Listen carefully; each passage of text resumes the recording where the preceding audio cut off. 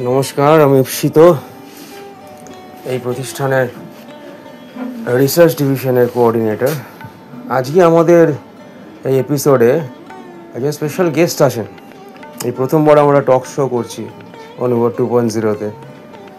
আমাদের গেস্টের নাম doctor Tulika Bhattacharya. Ma'am actually she is doctorate in this field. In fact ওনার দুটো ডক্টরেট ডিগ্রি রয়েছে। She has been in Japan for quite a long time and এখন উনি যেটা করছেন জাইকা, জাপান ইন্ডিয়া কোলাবোরেশন, জাইকার সোশ্যাল ডেভেলপমেন্টাল স্পেশালিস্ট হিসেবে উনি কাজ করছেন। আমাদের অনেকজনের সাথে, আমাদের সিএমআইজির সাথে উনি আগে প্রত্যক্ষভাবে পরোক্ষভাবে যুক্ত ছিলেন, অনেক কন্ট্রিবিউশনও আছে ওনার। আবার recently she has gone to Delhi, কারণ মিনিস্ট্রিও ওনাকে অ্যাবজর্ব করে নিয়েছে। তো ওনাকে আজকে আমরা কয়েকটা ফরওয়ার্ড ডিসকাশন কিছু আমরা প্রশ্ন করব। যে কনটেক্সটে আমরা এগোচ্ছি বা যে কনটেক্সটে অনুভব 2.0 তৈরি হলো, এখন আমাদের পুরো ওয়ার্ল্ডে একটা অদ্ভুত জিনিস আমরা দেখতে পাচ্ছি। ইটস এ ডাইনামিক্স আছে কি পপুলেশন এজিংয়ে, বয়স্ক মানুষের সংখ্যা বাড়ছে, ফার্টিলিটি রেট কমছে, লঞ্জিভিটি বাড়ছে, মানুষ বেঁচে থাকছে অনেক দিন, কিন্তু কীভাবে বাঁচছে মেডিকেল সায়েন্স তার উত্তর দেয়নি। বিজ্ঞান কিন্তু বাঁচিয়ে রাখছে, লাইফ স্প্যানকে অনেকখানি প্রলং করছে, কিন্তু নাম্বার অ্যাড করছে, শুধু কোয়ালিটি অ্যাড করছে না। কোয়ালিটি অ্যাড করতে গেলে মানে আমার এজিংটা, the last phase of my life, should it be graceful, should it be dignified হতে গেলে বা করতে গেলে ঠিক কী জিনিস লাগে, what are the components. Respect এক জিনিস, ডিগনিটি হয়তো অন্য জিনিস। এইবার ইউনাইটেড নেশনসের থিম ওরা বলেছে ageing with dignity, and that we are implementing. Ageing with dignity, why not ageing with respect. আমাদের সিএমআইজি টিম এটা নিয়ে একটুখানি গবেষণা করেছিলেন। আমরা নিজেরা রিসার্চ চর্চায় করে বার করে আমরা একটা পার্সপেক্টিভে এসেছি। এটা কিন্তু একদমই অর্গানাইজেশন স্পেসিফিক। আমাদের পার্সপেক্টিভ, এই ডিগনিটি আর রেসপেক্ট দুটো আলাদা জিনিস। আমাদের ভারতবর্ষের ছেলে মেয়েদের মধ্যে আমরা যেভাবে বড় হয়ে উঠেছি, একজন বয়স্ক মানুষকে শ্রদ্ধা জানানো, তাকে রেসপেক্ট করা, এটা আমাদের ভেতরে রয়েছে। যে কোনো সিনিয়র সিটিজেনকে রেসপেক্ট দেওয়া, এটা unconditional. It is in the element of our being and it actually courses through the blood in my veins. এটা আমাদের rooted in our culture and our upbringing. এটা নতুন করে তো কিছু বলার নেই, কিন্তু this is respect, unconditional. Dignity is conditional. Dignity একটা অ্যাম্বিয়েন্স চায়, যে অ্যাম্বিয়েন্সের মধ্যে কিছু কাজ হচ্ছে, প্রোডাক্টিভ কাজ। ধরুন আমি রয়েছি, আমার সঙ্গে রয়েছেন, আমি কিছু একটা করছি যেটা ম্যাডামের কাজে লাগছে, ম্যাডাম কিছু একটা করছেন যেটা আমার কাজে লাগছে। এই রেসিপ্রোকাল ইন্টারডিপেন্ডেন্স, এই জিনিসটা আমাকে আর ম্যাডামকে এই সিস্টেমের মধ্যে ডিগনিফাইড পজিশন এস্টাবলিশ করিয়ে দিচ্ছে। A person with dignity, both me and ma'am, person with dignity. কেন? তার কারণ হচ্ছে এক ধরনের সলিডারিটি তৈরি হয়েছে। উনি যেটা করছেন সেটা আমাদের কাজে লাগছে, আমরা এটা করছি ওনার কাজে লাগছে, একই সাথে আমরা হ্যান্ড ইন হ্যান্ড এগিয়ে যাচ্ছি। এবার তাহলে ডিগনিটি আর রেসপেক্ট দুটো একটু আলাদা জিনিস। ডিগনিটি কলস for productive work, respect does not call for anything, automated, নিজে থেকে আসে। আমি ম্যামকে জিজ্ঞেস করবো যে ডিগনিটি, যে পার্সপেক্টিভটা আমরা দেখেছি বা আমরা বলেছি, সেটা ঠিক কতটা উনি এগ্রি করছেন, ওনার ভিউ পয়েন্ট কী এই পার্সপেক্টিভে। আর একটা দুটো কম্পোনেন্ট, ডিগনিটির কী কম্পোনেন্ট হতে পারে এজিং উইথ ডিগনিটি কমপ্লিট করতে গেলে।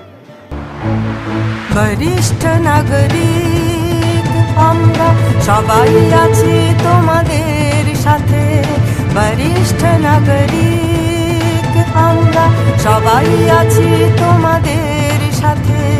নতুন সূর্য উদয় হবে, আনন্দে জীবন কাটাবে, বরিষ্ঠ নাগরিক আমরা সবাই আছি তোমাদের সাথে। তো ম্যাম, ওয়েলকাম অ্যাবোর্ড। আপনার পরিচয় আশা করি ঠিক দিয়েছি, টার্মটা ভুলে হয়েছিল। অসংখ্য ধন্যবাদ। আমায় অনুভব রেডিও স্টেশন, আমি অন্য অনেক রেডিও স্টেশনে আগে প্রোগ্রাম করেছি, কিন্তু অনুভব রেডিও স্টেশনের এটা আমার প্রথম প্রোগ্রাম। এবং আমি যখন মিনিস্ট্রিতে ছিলাম তখন অনুভব রেডিও স্টেশনের এই অনুভব 0.1-এর ফাইল ওয়ার্ক এবং প্রচুর তখন কাজ করেছিলাম ইনগ্রেশনেরও, আপনারাও সব অনুভব স্টেশন থেকে ছিলেন। তো আজকে আমায় এই সুযোগটা দেওয়ার জন্য অসংখ্য ধন্যবাদ ঈপ্সিত বাবু। এবার আপনার প্রশ্নে যাচ্ছি, এজিং উইথ ডিগনিটি। আমরা জানি যে এজিংটা একটা অনেক লম্বা রাস্তা, 60 বছর থেকে শুরু হচ্ছে, এবার সেটা 70, 80, 90 এবং আজকালকার দিনে এতই বৈজ্ঞানিক উন্নতি হয়েছে কখনো কখনো 100-ও পরে। তো এটা একটা লম্বা রাস্তা। তো এবার এই পুরোটাতেই ডিগনিটি আলাদা আলাদা আলাদা রকম হতে থাকবে, কারণ 60 বছরের বয়স্ক মানুষ এবং 80 বছরের বা 90 বছরের বয়স্ক মানুষ এক নয়, তাদের ফিজিক্যাল, মেন্টাল সব রকমই কন্ডিশন আলাদা। তো ডিগনিটি নিয়ে তো প্রচুরই জিনিসপত্র বলার আছে, তাহলে আজকে কেননা আমরা একদম শেষ থেকে শুরু করি। নিশ্চয়ই, মানে আমরা বটম আপ, টপ ডাউন না করে বটম আপ, একদম শেষ থেকে, কারণ শেষে কিন্তু আমাদের ডেস্টিনেশনটা ফিক্সড সবার জন্য। আচ্ছা, এটা ফ্যামিলিয়ার আমরা ওটাতে, তাই তো? ডেথ ইজ ইনএভিটেবল, ওটা হচ্ছে ফাইনাল ডেস্টিনেশন আমাদের সবার জন্য। তো ডেস্টিনেশনটা জানা, আমরা অনেক সময় যখন কোথাও ট্রাভেল করব ভাবি, তো অনেক রকম প্ল্যানিং করি যে কত দূর অবধি ড্রাইভ করব, তারপরে ফ্লাইটে যাব কিনা, কোন হোটেলে থাকবো, কি করব। আর আরও আগে যদি খুব কম বয়স যখন ছিল, একদম 20 শুরুর দিকে বা কিছু, তখন ভাবতেই হতো না যে কোথায় রাস্তায় কি খাবার আছে, কি নেই, অত অ্যারেঞ্জমেন্ট করতে লাগতো না, কোথায় রেস্টরুম থাকবে, কোথায় থাকবে না। কিন্তু এখন বয়স হতে হতে নানান রকম জিনিসপত্র প্ল্যানিং করে সেই অনুযায়ী আমাদের এগোতে হয় যাতে জার্নিটা ঠিক হয়। একদম। তো আমরা যখন আমাদের ফাইনাল জার্নিটা জানি, তো সেই ফাইনাল জার্নির রাস্তাটার জন্য প্রিপারেশন করা, আচ্ছা, যাতে স্মুথ সেলিং হয়। হ্যাঁ, তাতে সেই রাস্তাটা, সেই জার্নিটা যাতে ডিগনিফাইড হয়। আমাদের দেশ তো অলরেডি ডিজিটাল ব্যাংকিংয়ে, কমিউনিকেশন টেকনোলজিতে, ইভেন মেডিকেল টেকনোলজিতে মানে একদম প্রিমিয়াম কান্ট্রিজের মধ্যে একটা, মানে টপ টায়ার কান্ট্রি, সব দিকে প্রচুর উন্নতি করেছে। কিন্তু যেই আমরা কোয়ালিটি অফ ডেথ অ্যান্ড ডাইংয়ে আসছি, তখন যত মানে উন্নত দেশেদের সঙ্গে কম্পেয়ার করলে আমাদের দেশ কিন্তু এখনো 20 থেকে 25 বছর মতো পিছিয়ে আছে। তো এই শেষ জার্নিটা উন্নতি করার জন্যে মানে আমাদের সবাইকে একসঙ্গে হাত জুড়ে একসঙ্গে সবাইকে মিলে কাজ করতে হবে। এবার তাহলে আমরা বেশিরভাগ লোকেরাই চাই, 90% লোকেরা চান বাড়িতে যাতে মৃত্যু হয়, কিন্তু অ্যাকচুয়াল যদি আমরা ডেটা দেখি তাহলে 70 থেকে 80% লোকই, বৃদ্ধ বয়স্ক লোকেরাই হসপিটালে মৃত্যু হয়। আমরা চাই না, তো আমরা যদি চাই যে বাড়িতেই মৃত্যু হোক, তো তাহলে আমরা কি করতে পারি? 2018 আমাদের দেশে একটা আইনও বেরিয়েছে, সেটা সবাইকে এনকারেজ করা হচ্ছে অ্যাডভান্সড মেডিকেল কেয়ার প্ল্যানিং করার জন্য। তো আমরা যাতে শেষের দিনগুলো আমরা যেমনভাবে চাই সেভাবে যাতে কাটতে পারে, তার জন্যে আমাদের কি কিছু দায়িত্ব আছে, সেইটা নিয়ে আমরা এবার আলোচনা করব। এখন তো এরকম ভাবা হয় যে জন্ম মৃত্যু এই দুটোই একেবারেই নর্মাল প্রসেস, কিন্তু এই দুটোই খুবই খরচা সাপেক্ষ ব্যাপার, কারণ আজকাল কেউ পৃথিবীতে অলমোস্ট কেউ সিজারিয়ান ছাড়া আসে না, কেউ ভেন্টিলেশন ছাড়া যায় না। কিন্তু আমরা সবাই কি চাই, মানে এইরকমই মৃত্যু চাই? কেউ চাইতেই পারি, তাতেও কোনো সমস্যা নেই, কেউ নাও চাইতে পারি, কিন্তু না চাইলেও এই জিনিসটা যাতে ফোর্সফুলি আমায় ভেন্টিলেশন এর থ্রু দিয়েই মৃত্যুতে যেতে হয়, আমি যদি না চাই তো এইটার জন্যও আমরা অপ্ট করতে পারি। আমাদের কনস্টিটিউশন আমাদের সবসময়ই এই রাইটটা দিয়েছে, রাইট টু রিফিউজ। যেমন আমাদের right to accept advance medical care আছে, তেমনি right to refuse any form of treatment এটাও সবসময় আছে। এবং 2018 এই সাংবিধানিক যা নিয়ম যেটা স্যাংশন হয়েছে এবং তারপরের অ্যামেন্ডমেন্ট অনুযায়ী এটা আরও কীভাবে প্র্যাকটিসে, সবাই কিভাবে এটা প্র্যাকটিস করতে পারি, এই জিনিসটা গ্রাউন্ড লেভেলে আনার চেষ্টা চলছে। তো প্রথমেই কী করা দরকার, আমাদের সবার আমাদের নিজের অ্যাডভান্সড মেডিকেল কেয়ার প্ল্যানিংয়ের ডকুমেন্ট তৈরি রাখা দরকার। না রাখলে কি হবে, না রাখলে যে কোনো সময়ই কখন আমরা হসপিটালে যাব, কখন মৃত্যু আসবে এটা কেউ জানে না, যে কোনো সময় আসতে পারে। তো তখন যদি এরকম অবস্থা হয়ে যায় যে আমি আর ডিসিশন মেকিংয়ের অবস্থায় নেই, তখন কি করা হবে সেইটাই ডকুমেন্ট করে রাখা, এটাকেই বলে advanced care planning, advanced care documentation. বা এবার যতই ডকুমেন্ট করি কিছু কিছু জিনিস বাদ যেতে পারে, বা এমন কিছু কোয়েশ্চেন অ্যারাইজ করতে পারে যে সেটার জন্য সবসময় আগে থেকে ডিসিশন নেওয়া সম্ভব নয়। সেই ক্ষেত্রে আমরা কাউকে সারোগেট ডিসিশন মেকিং এর অথরিটি দিয়ে রাখতে পারি। আমি কাকে চাই, আমি যদি এটা আগে থেকে ডকুমেন্ট করে রাখি, তো তাহলে আমি যাকে পাই তাকে আমি ডেজিগনেট করে দিতে পারবো। আইডিয়ালি এরকম যারা মেডিকেল ডাইরেক্টিভস বানান তারা সাজেস্ট করেন যে 3 জনকে ডেজিগনেট করতে, মানে ফার্স্ট, সেকেন্ড, থার্ড করে। এটা প্রয়োজনীয় নয় যে তাদের 3 জনকেই একসঙ্গে কোনো ডিসিশন নিতে হবে।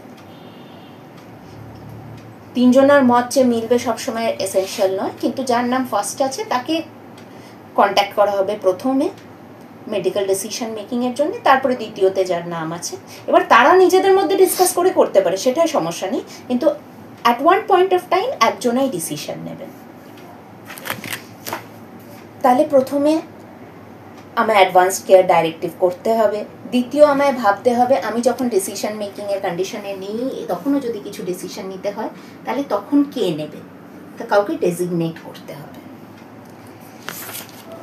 এরপরে কি ভাবা দরকার, এরপরে ভাবা দরকার যে আমি আমার ডেথটা হোমে চাই, বাড়িতে চাই, না হসপিটালে চাই, এইটা ডিসাইড করতে হবে।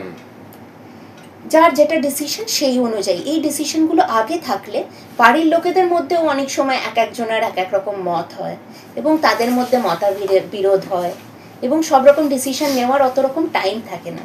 কিন্তু এই জিনিসগুলো কেউ যদি নিজেই ক্লিয়ার করে দেয় খুব সুবিধা।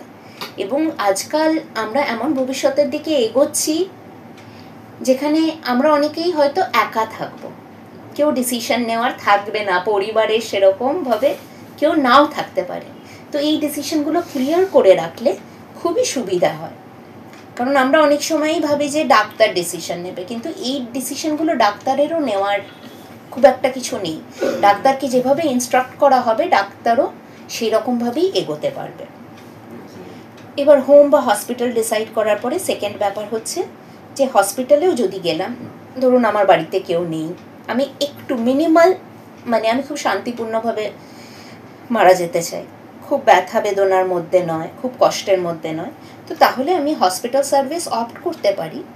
কিন্তু আমি ক্লিয়ার ইনস্ট্রাকশন দিয়ে রাখবো যে আমি লিমিটেড ট্রিটমেন্ট দেবেন, আর আমায় কোনো মতেই আইসিইউতে পাঠাবেন না, আমি অ্যাডভান্সড কেয়ার চাই না। তাহলে হসপিটালে দুটো পার্ট হতে পারে, যে আমি হসপিটাল ওয়ার্ডে থাকবো, মিনিমাল ট্রিটমেন্ট নেব, বা আমি আইসিইউ ওয়ার্ডে যাব যখন প্রয়োজন পড়বে। যে কোনোটাই ডিসিশন হতে পারে, এটা ডকুমেন্ট করে রাখা যেতে পারে। এবার আইসিইউ বা হসপিটাল এই ব্যাপারটা আসলে আরও কয়েকটা এই সংক্রান্ত আরও কয়েকটা টপিক আসে, যে আমি কোন ধরনের ট্রিটমেন্ট অ্যাকসেপ্ট করব এবং কোন ব্যাপারটা রিফিউজ করব। আমি কি অ্যাডভান্সড মেডিকেশন ইনক্লুডিং অ্যান্টিবায়োটিক নেব কি নেব না, তারপরে আমি আর্টিফিশিয়াল টিউব ফিডিংয়ের জন্য অপ্ট করব কি করব না, ডায়ালিসিসের জন্য অপ্ট করব কি করব না, আর্টিফিশিয়াল ভেন্টিলেশন, কেমো, সিপিআর নেব কি নেব না, এই সব ব্যাপারগুলো ডিসাইড করা যেতে পারে। তো সিপিআর না নিলে DNR instruction, do not resuscitate instruction আগে থেকে ডকুমেন্ট করা যায়। তো তাই জন্য হসপিটালে আমরা যদি যাইও, এটা খুব প্রয়োজনীয় যে হসপিটালে কেন যাচ্ছি, হসপিটালে গিয়ে কীরকম ট্রিটমেন্ট চাই, এই জিনিসটা যেন আমাদের কাছে ক্লিয়ার থাকে। বেশ। এবার হসপিটালে না গেলে দ্বিতীয় অপশন হতে পারে বাড়িতে। বাড়িতে কি প্লেস যেটা বলা হয় কি? হ্যাঁ, আচ্ছা, হ্যাঁ হ্যাঁ। তাহলে সেটা কি সম্ভব আমাদের ইন্ডিয়ান কনটেক্সটে? বাড়িতে কি কেউ শান্তিপূর্ণভাবে মৃত্যু, এটা কি সম্ভব? হ্যাঁ সম্ভব। এটা খুবই ভালোভাবে আমাদের দেশে যেমন কেরালায় palliative community based palliative care আছে, তো সেরম সিস্টেম সেরম সেট আপ হলে আরও বেশিভাবে সম্ভব কোনো অন্য বড় বম্বে দিল্লি কলকাতার মতো শহরের চেয়ে।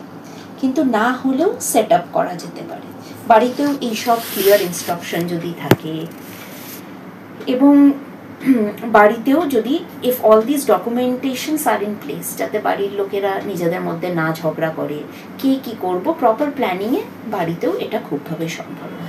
আলটিমেটলি অ্যাডভান্সড কেয়ার ডাইরেক্টিভের অবজেক্টিভ হচ্ছে টু এনশিওর গুড ডেথ।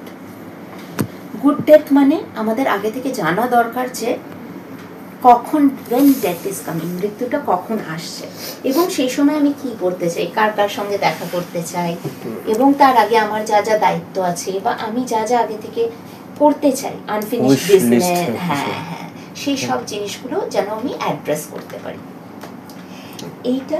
এবং যাতে আমি যা চাই না, আমি যদি না চাই বা কেউ যদি না চায় হসপিটালের একেবারে আইসিইউ ওয়ার্ডের মধ্যে মৃত্যু না হোক, একেবারে আলো জ্বলছে, এদিকে বিপ বিপ বিপ বিপ আওয়াজ হচ্ছে, লোকেরা ইন্টারভেনশনের পর ইন্টারভেনশন করেই যাচ্ছে, মেডিকেল স্টুডেন্টরা, এরম মৃত্যু না চাই, যেটাই আমার জন্য যেটা ডিগনিটি সেই অনুযায়ী সেটাকে যেন আমি ডকুমেন্ট করি, এবং আমার ডেথটা যেন পেন ফ্রি হয়, কোনো রকম খুব কষ্টের মধ্যে কষ্টে মারা গেলাম সেটা যেন না হয়।